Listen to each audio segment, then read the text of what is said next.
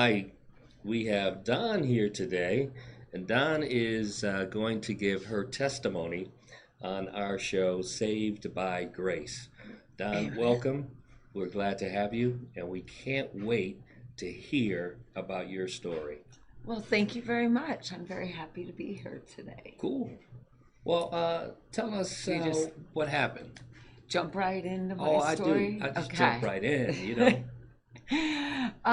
Well, right out of high school, well, not even out of high school, Hmm. I had gotten accepted to college. We went to dinner, and then my mom sold me the Volkswagen that I had Oh, been driving around. okay, cool. So, The little bug? yeah, Okay, that was a cool car. Herbie. It Herbie. was white. Okay, Yes. okay. And then I was going with my friends to watch the Lakers and sorry, Uh-huh. to watch the Lakers and the Celtics playoff. Oh, that's a good one. Yeah, Celtics and I Lakers. missed it. I don't think there's been any better basketball than that. But go ahead. Yeah, I don't know, I missed it. Um, so I was driving and I got to campus Uh-huh. in Lincoln, Nebraska, and was going through campus to my friend's house. And the next thing I remembered was being in a hospital room looking down at myself and seeing the doctors around and my mom off to the side.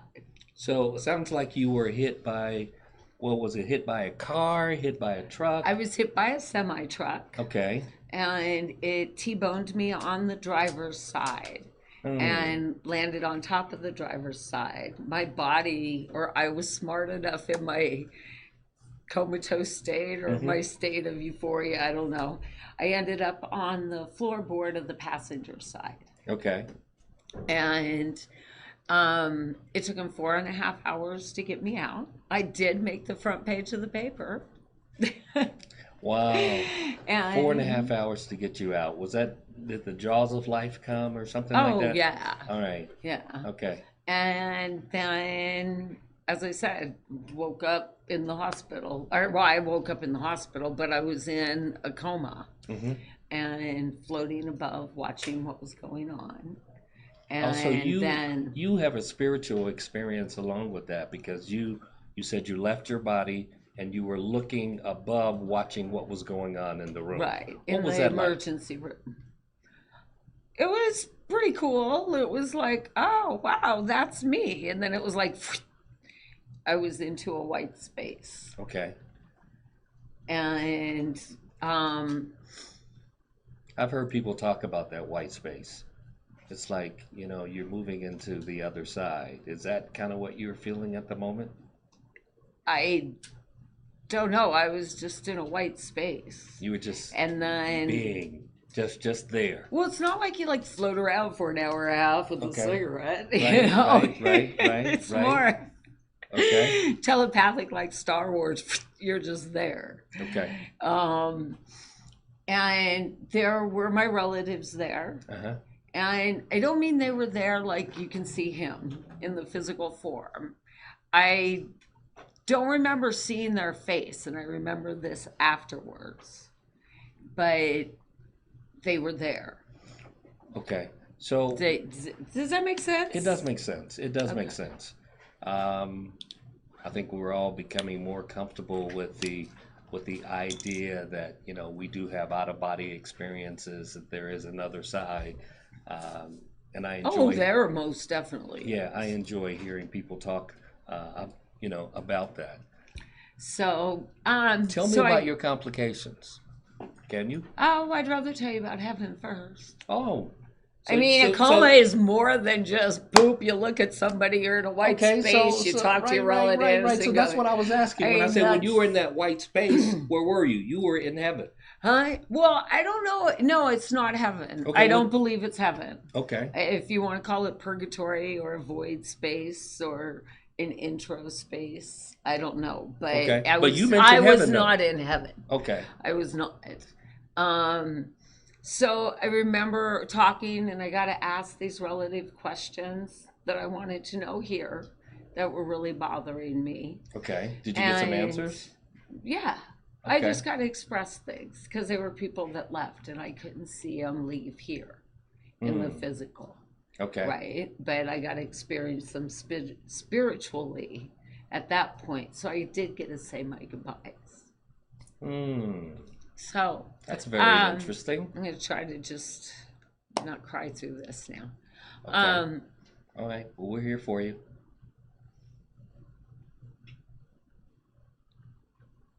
I'm just trying to figure out where to go here with this.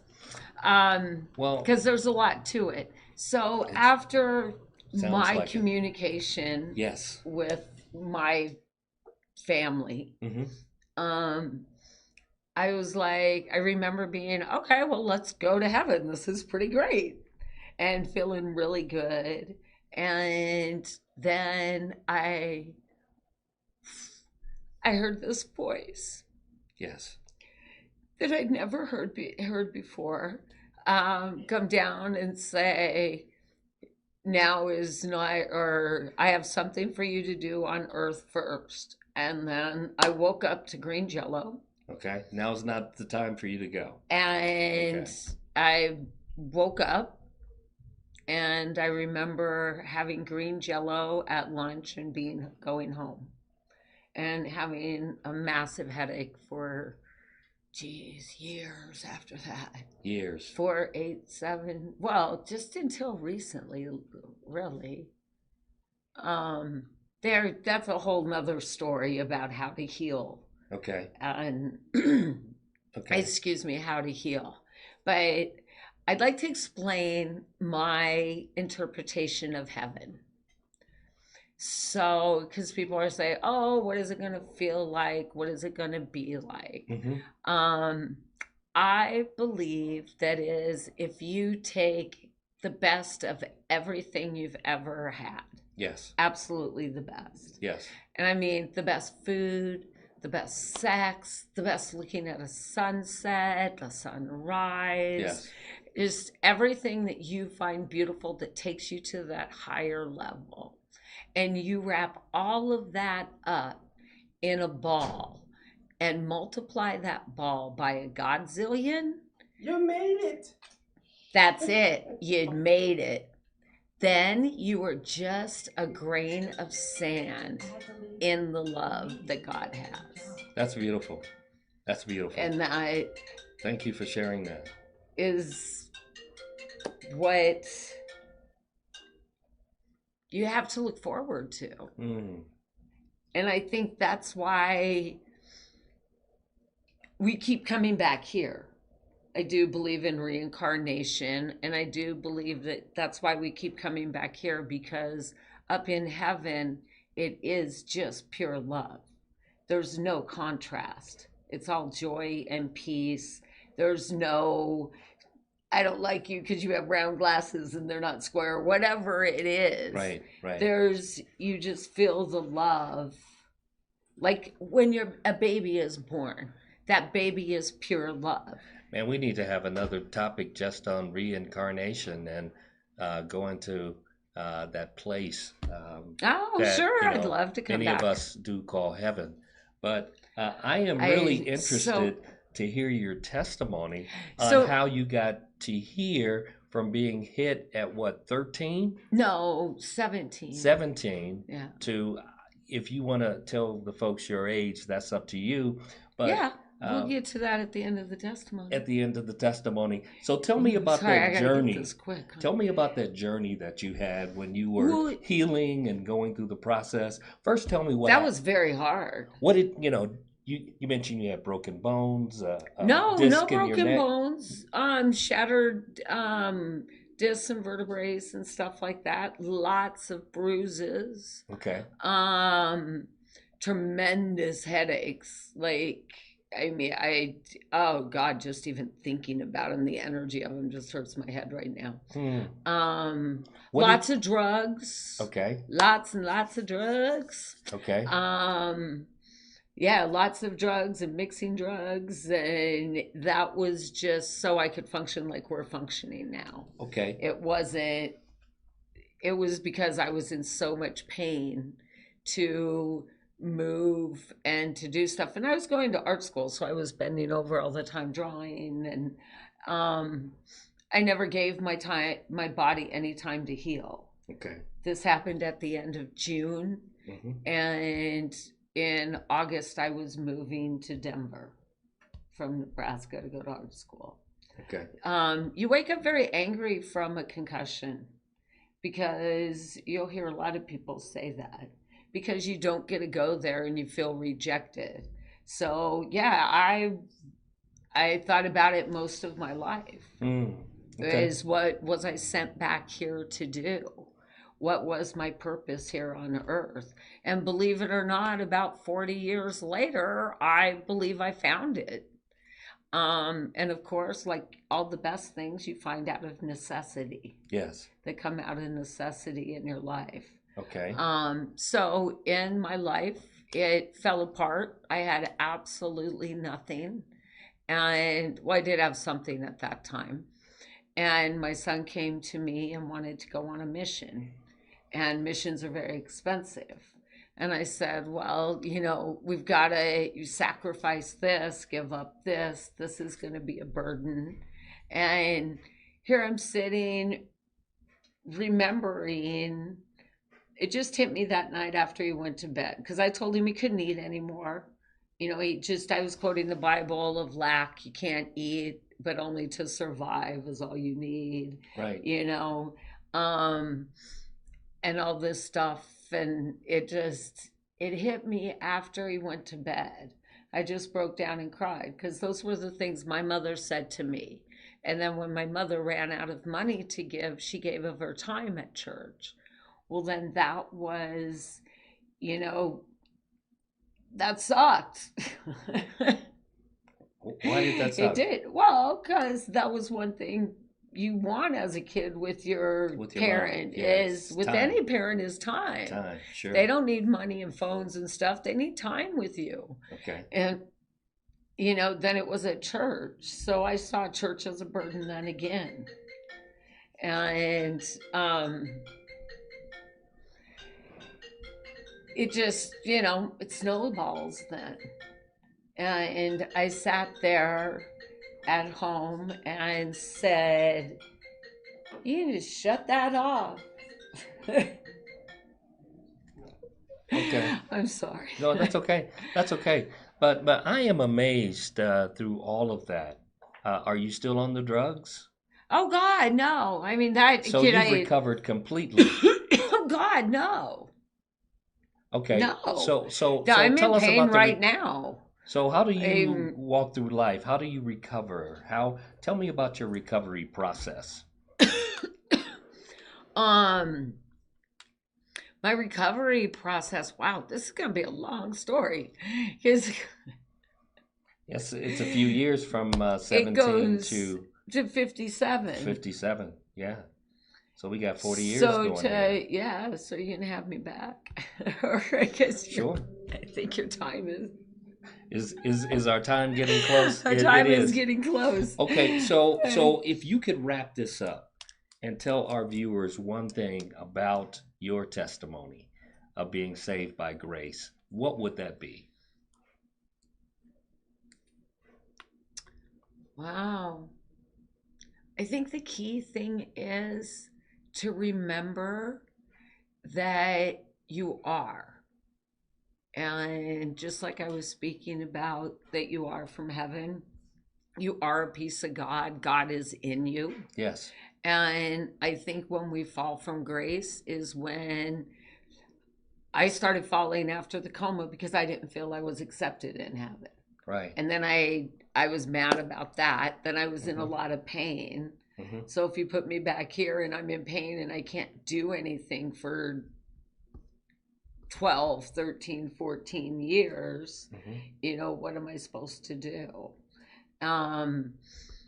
So I think the older I got, and like I said, sitting down and remembering where I came from and who I was made of, and standing in that joy and love really propels you forward and makes you walk in the vibration that you were created in. And then between prayer and meditation, you can see, God will tell you, the universe will show you what your next step is. Yes, it will. And the amazing thing is, you have to listen to your spirit and your heart. Yes. Because if that next step doesn't feel right for any reason, you made the wrong choice. Back up, learn what you need to make, and then go another direction quickly so you stay on that same vibration.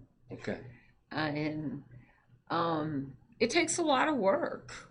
It takes a lot of work. We're all programmed from the BS from. Well, it sounds like Before. you've done a lot of work over the last 40 years to be sitting in this chair. I do work every day, every morning when I brush my teeth Hmm. and say my prayers, and yeah. Thank you for sharing your story with us. Well, thank you. I'd like to have another story just on the heaven side, on the you leaving your earthly body and experiencing, Oh, speaking with relatives and getting clarity on some of the issues that you had. When you shared that, I thought that was really profound. we can do that. I think the clarity comes here on earth. Hmm. I think that was just questions I needed to move forward from that guilt. Okay. I don't know. I think the clarity came like when I said I couldn't provide Hmm. for my son and was Hmm. telling him not to eat food. Right. The clarity came when I started praying and said, God, giving should not be a sacrifice or a burden in my life. Right. You gave to me and you said that. Right. And I mean, there's a lot of quotes in the Bibles that you go to That say that. say, yeah. And I wasn't, I was lacking, Excuse and I me, can had you to get Maria? figure out. Excuse me. Excuse me. Teresa. Can you get Maria? Maria. Yeah. Attention span. Yes. So I Yeah, think interesting that story. do the go sacrifice and not with my son, it made me look at how can I fix that problem. And how I decided to fix that problem was to bring giving back into everybody's budget in the community Okay. and create a giving circle where businesses, charities, and you and I get all give and we all lack for nothing. Right. And that is what I truly believe, that I've walked around this planet for 40 years figuring out this puzzle on how we can all come together and give and support each other as one, and it not be about you and your company or you and your cause or me and my home budget and I can't provide. Right. Because we all know when we give, we receive That is so absolutely much true. more. That is absolutely true. Just give $1 today and Okay. get 10 tomorrow. Well, Don, it's certainly been a pleasure having you It on. has been a I'm sure pleasure. you have Thank you. inspired others just as you has hope so. inspired me. And keep us posted on your journey. I'll come back anytime. Thank you. Thank you. God bless. Thank you for listening.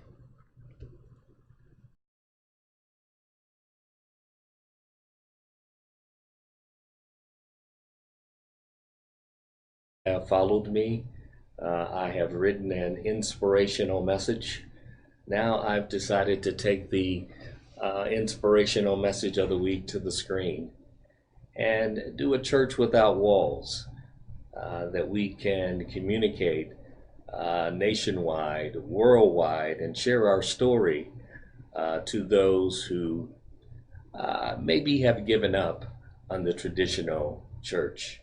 With those who are looking for a second chance, for those that have been forgotten, for those that are homeless in homeless shelters, for those that are in prison, who have felt that with the felony on their background, their life is over. It's never over. And I look forward to sharing with you again an inspirational message of the week every Tuesday here on socialmediashows.com. And again, I'm Greg Franklin with Greg Franklin Speaks.